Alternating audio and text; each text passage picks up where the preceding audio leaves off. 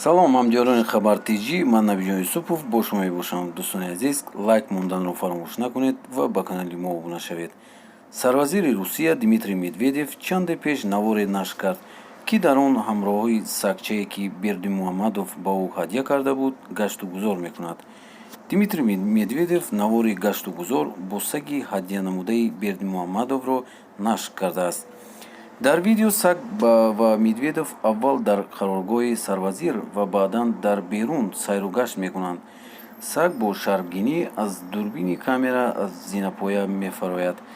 пас аз қироати шеъри румӣ сафири кӯҳбори рафт, ки видео буд. бо саг ҳамаи чиз аҷиб аст. ӯ давия ҳар чизи нави аз пешаш баромадаро бӯй мекунад.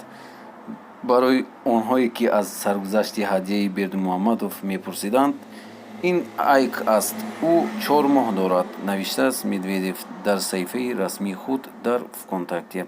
дӯстони азиз, ин буд видеои мо.